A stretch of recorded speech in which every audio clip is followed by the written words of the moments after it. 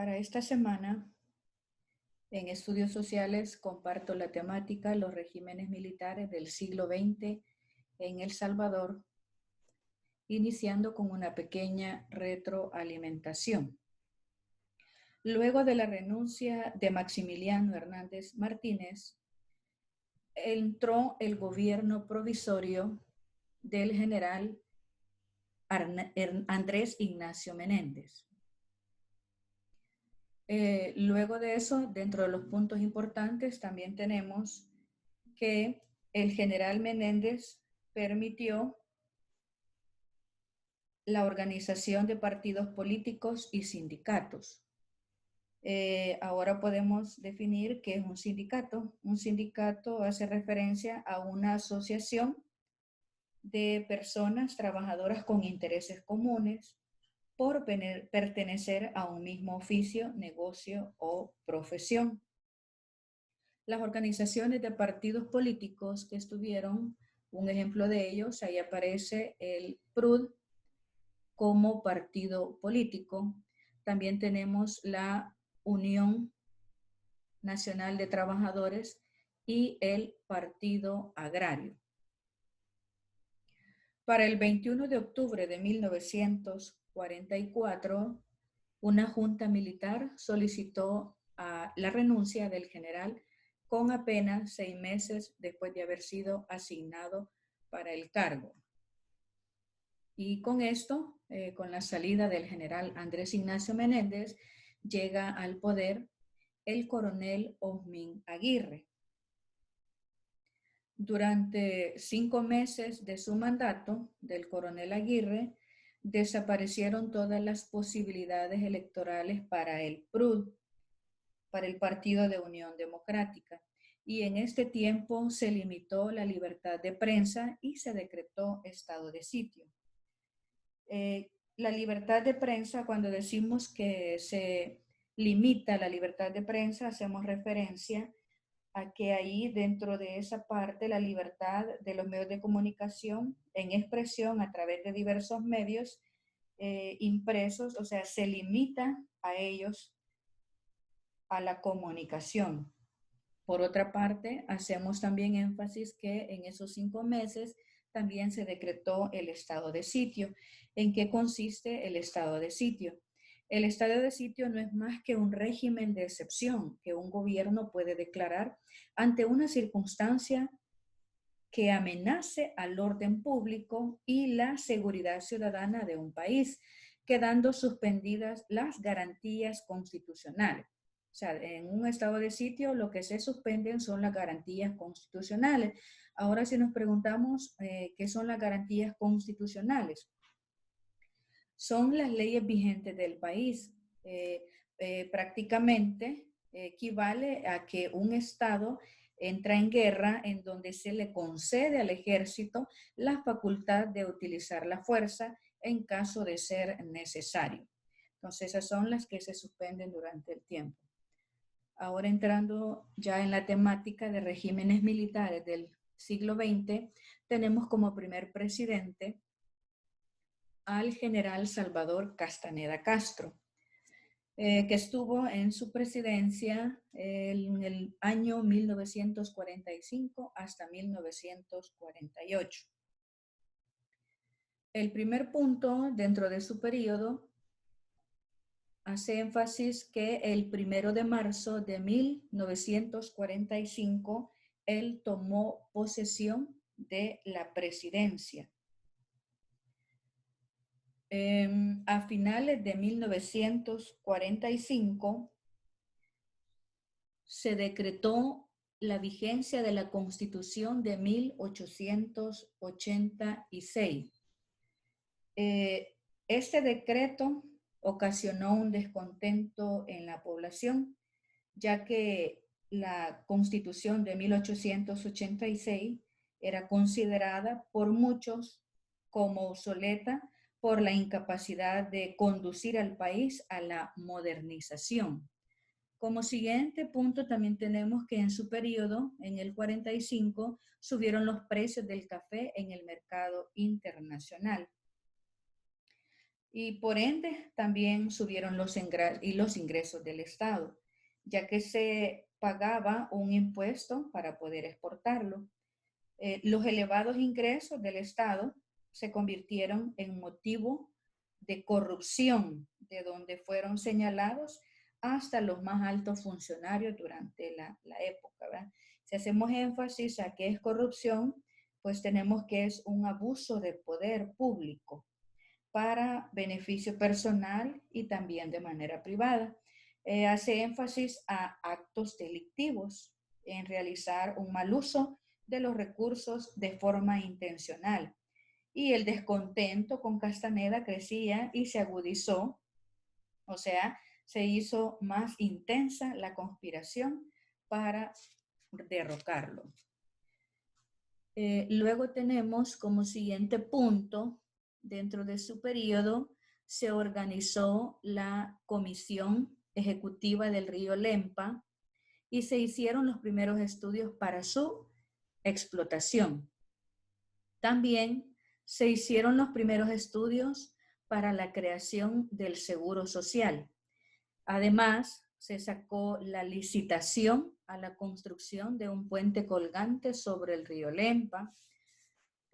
También promovió el acercamiento con países vecinos a nivel centroamericano, pero específicamente o especialmente lo hizo con nuestro país vecino, que es Guatemala. Intentó promover a la Asamblea Legislativa para decretar un cambio constitucional el 13 de diciembre de 1948 que le permitiera reelegirse. Salvador Castaneda Castro, el 14 de diciembre de 1948, fue derrocado por un golpe de Estado.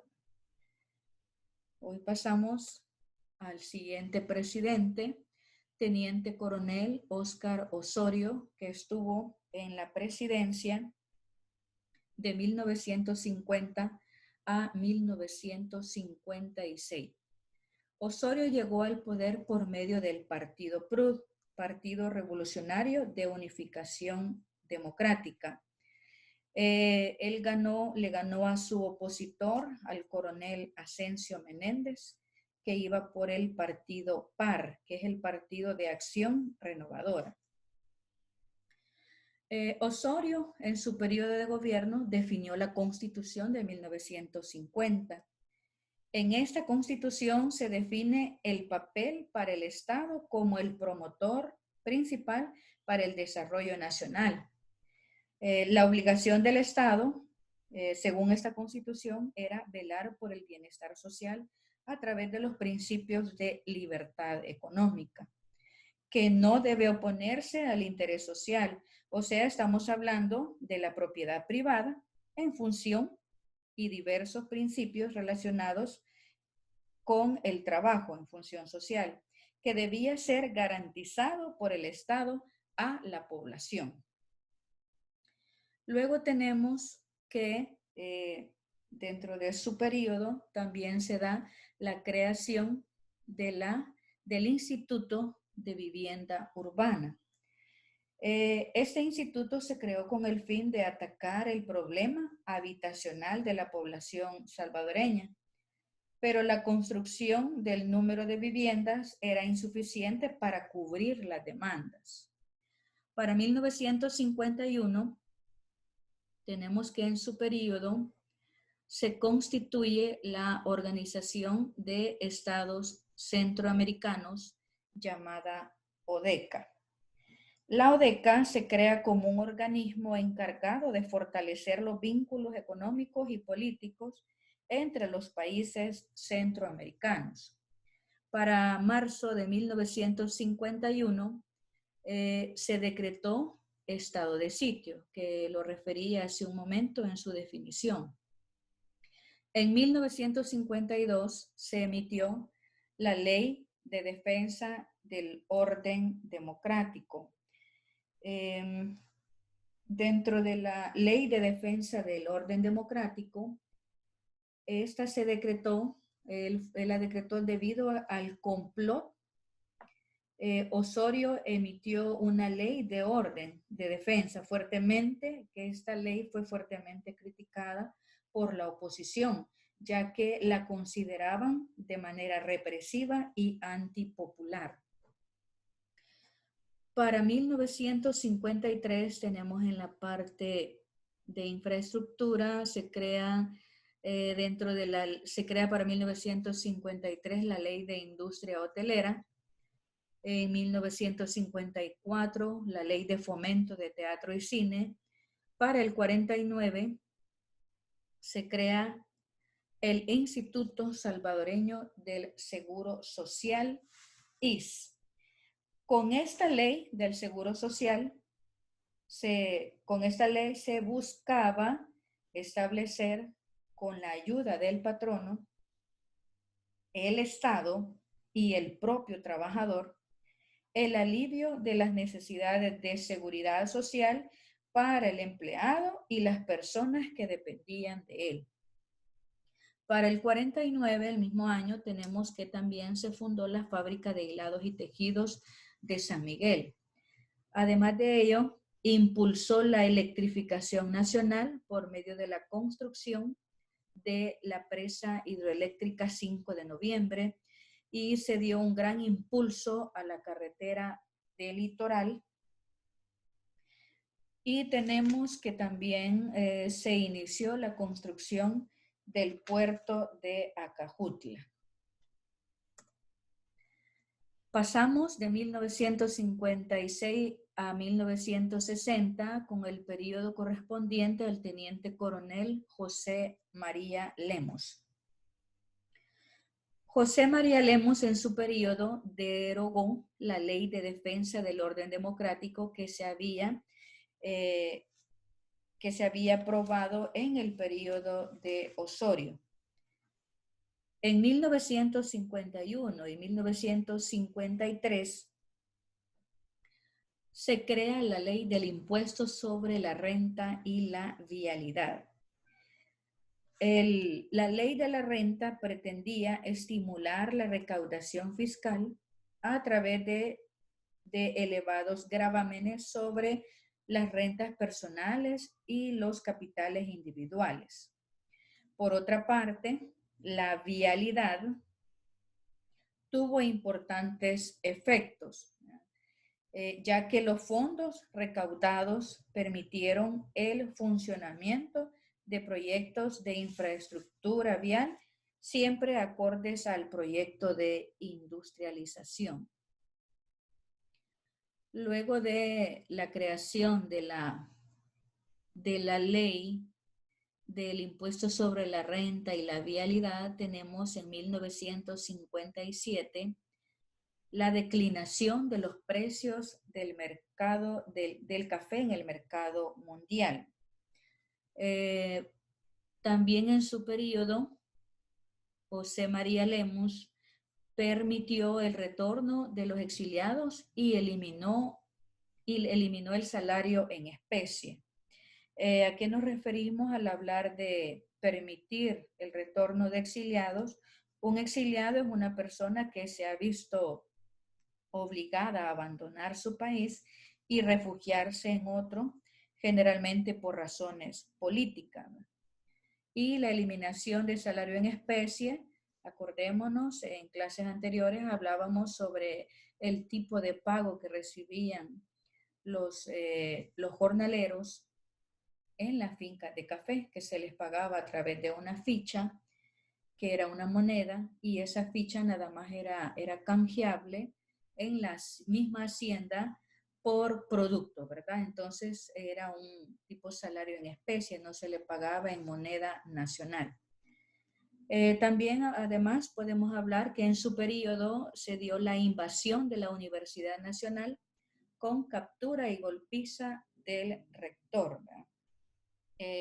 Ya que se le acusaba de confabular contra el gobierno, ¿verdad? De confabular contra el gobierno, contra él en ese momento, contra Lemos. Lemos era objeto de críticas de varios sectores de la sociedad en ese momento. Por otra parte, tenemos que se expandió el cultivo del algodón. Aparte de eso, también se dio en su periodo el aumento de impuestos de café. Y luego tenemos la creación del IRA, del Instituto Regulador de Abastecimiento. ¿Con qué intención se creó el IRA? El objetivo, el propósito de la creación era brindar asesoría a la producción y fijar los precios en el mercado de los granos básicos. Pero no pasó de ser nada más una distribución estatal de granos para los comerciantes o los comerciantes medios, ¿verdad? Y de esta manera se monopolizaron en una parte significativa la producción nacional de El Salvador. Luego de ello tenemos que se inició en su periodo la construcción de la carretera de oro. Para agosto y septiembre de 1960 se decretó estado de sitio también en su periodo, y en 1960 fue fundado el Partido Demócrata Cristiano, conocido como el PDC, el Pescadito, y para el 26 de octubre de 1960 un movimiento cívico-militar depuso al presidente Lemos. Continuando con el siguiente presidente, coronel Julio Adalberto Rivera, que estuvo durante 1962 a 1967. El coronel Rivera tomó posesión en julio de 1962 como primer gobierno del PCN. Él fue el primer presidente que representó al Partido de Conciliación Nacional. En su periodo se dio la Alianza para el Progreso, que en ese entonces el presidente de Estados Unidos era John F. Kennedy. Lanzó esa ayuda a los países latinoamericanos a través de esta Alianza para el Progreso, que duró de 1961 a 1970. La Alianza para el Progreso, una ayuda para Latinoamérica, era un programa de ayuda económica y social de parte de Estados Unidos hacia América Latina, iniciada durante el mandato de John F. Kennedy, con una vigencia de 10 años, ¿verdad? Que entre otras cosas buscaba reformas sociales y que contó con una inversión de 20.000 millones de dólares. Por otro lado, también podemos hablar sobre la creación del MCC, referido al Mercado Común Centroamericano, ¿verdad? Centroamérica se vio en la necesidad de generar un solo bloque regional de consumidores, y es ahí donde se da el inicio del modelo EASY. Intentaron hacer un solo bloque regional de consumidores uniendo las economías centroamericanas en un solo mercado. Para mediados de la década de los 60, El Salvador dominaba una cierta parte del bloque regional. Pasamos luego a otro punto con la creación de Federación Unitaria Sindical Salvadoreña FUS de izquierda, que se fundó en 1965, ¿verdad? También tenemos que se le dio cabida a miles de jóvenes que deseaban ser profesionales en la Universidad Nacional, se les dio esa oportunidad. Y en su periodo se da el plan de construcción del muelle del puerto de Acajutla. Continuamos con el siguiente presidente militar, el general Fidel Sánchez Hernández, de 1967 a 1972. En su periodo aconteció la Guerra de las 100 Horas. ¿En qué consistió la Guerra de las 100 Horas? Acordémonos que fue una guerra que se dio entre dos naciones, El Salvador con Honduras. y esta se dio debido a tensiones como por ejemplo la desigualdad en los beneficios del mercado común centroamericano. Honduras compraba mucho a los países centroamericanos y él les vendía poco, haciéndose así notar para El Salvador y Guatemala el crecimiento de sus economías, que El Salvador y Guatemala fueron los dos países que más beneficios tuvieron dentro de esta integración centroamericana. Los países que no se vieron beneficiados con la integración fueron Costa Rica, Nicaragua y Honduras, dando como resultado para 1970 la disolución de las relaciones formales con el gobierno hondureño, dándole final a lo que era el mercado común centroamericano. Luego pasamos al siguiente punto y dentro de su periodo se da la profunda reforma educativa, la más importante de América Latina, ¿verdad? Que esta consistió en modificar los planes de estudio, expandir la cobertura de escuelas públicas y construir institutos y escuelas. Se fundó la Escuela Normal Alberto Maferrer, copiada en base a Japón y Europa, sin tomar en cuenta al gremio magisterial.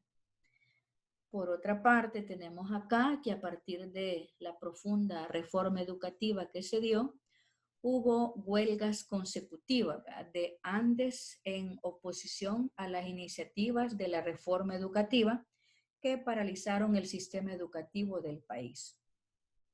Por otra parte, tenemos que él introdujo en su gobierno la televisión educativa en El Salvador, se dio la creación de la Biblioteca Nacional, el Palacio de la Corte Suprema de Justicia y por último, en su periodo tenemos la limitación de la población mediante sus canales de expresión, ¿verdad? O sea, ahí se irrespetan los derechos hacia la expresión de la población. Y seguimos con otro de los presidentes militares, el coronel Arturo Armando Molina, de 1972 a 1977.